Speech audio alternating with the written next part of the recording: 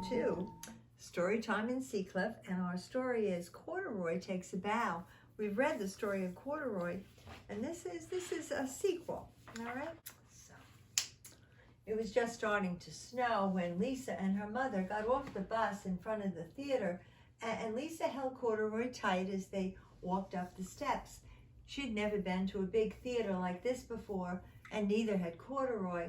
They had come to see a performance of Mother Goose rhymes. In the lobby, people were picking up their tickets, and ushers were handing out programs, and a brass chandelier hung from the ceiling, and it was painted with clouds. Suddenly, the lights flickered on and off. "That means the play will start in a few minutes. We should find our seats," said Lisa's mom. Lisa held her mother's hand a little tighter and held Corduroy a little closer. The usher took their tickets and showed them where they were to sit. "Ooh, the seats are so soft," said Lisa, and she put Corduroy on her lap and looked through the program. Right before the play started, a very tall man sat down in front of Lisa. "Mama," she whispered, "I can't see."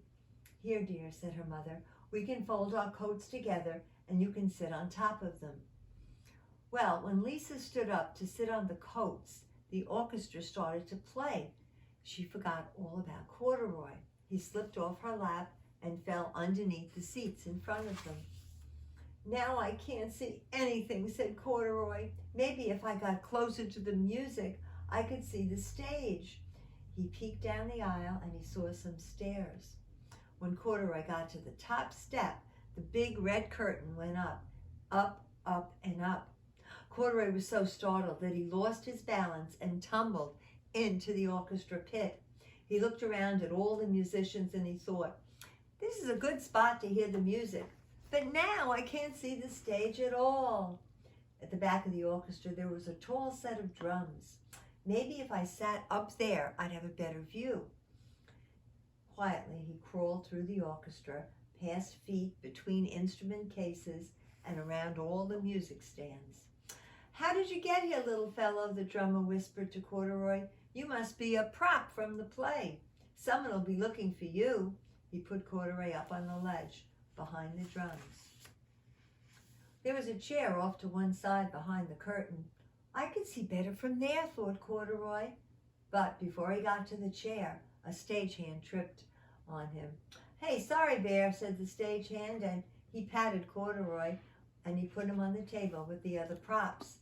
The table was hard, not like Lisa's soft seat in the theater.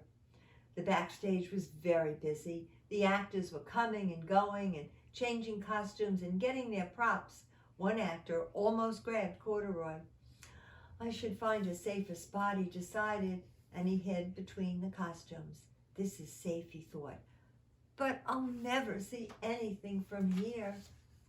There was a tree with a basket and branches in the wing, off to one side. "I'll be able to see from there," Corduroy thought, and he climbed up the tree and into the basket. "Oh, well," thought Corduroy, "this is more like it. Not too high, not too low, just right." He settled in and he watched Mother Goose perform. "I love the theater," said Corduroy.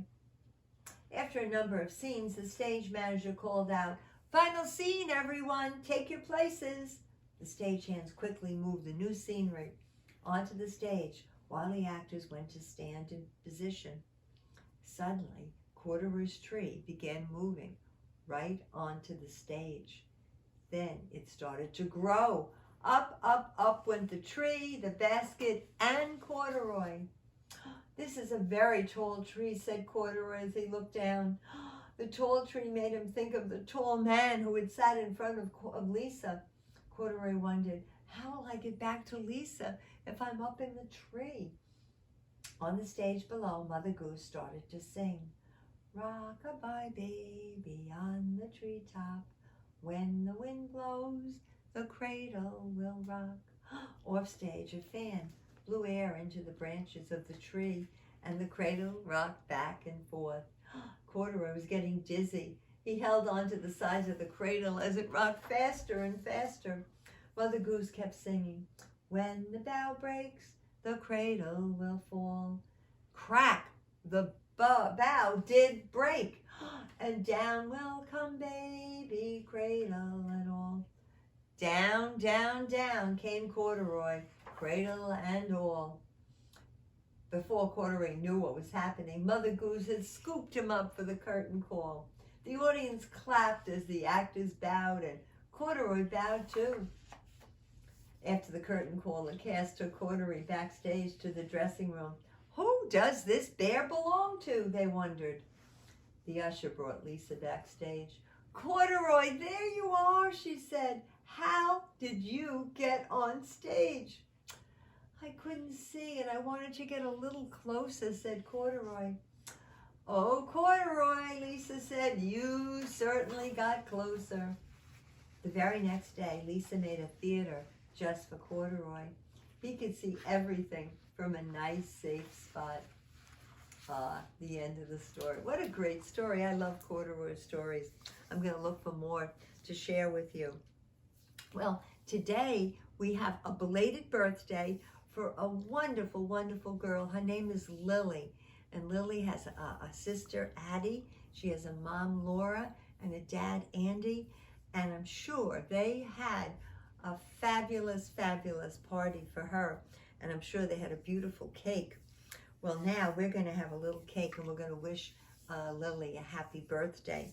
Lily comes to our book group every Thursday and Friday. She comes to 2 book groups with us at the library on the front lawn. But now, let's find out about her cake. All right.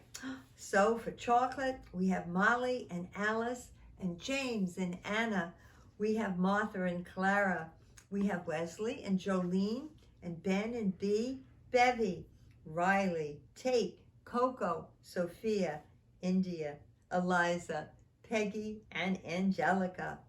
For vanilla, we have Scarlett and Rafa, Henry and Rocky, Teddy and Joseph and his brother Christopher, Harris and Marta, Graham, Audrey, and Lila. We have Hudson and Marlo, Maxine and Lucy, Frida, and Julian. All right, let's count. We have 17 for vanilla and 20 for chocolate. So Lily's cake is going to look like this. More chocolate than vanilla. All right, are we going to sing now? Yes, we certainly are. Ready, Lily? Happy birthday to you. Happy birthday to you. Happy birthday, dear Lily. Happy birthday to you. Put it down. Very nice. All right. Thank you, cameraman Dan. Thank you. Thank you, Oberon.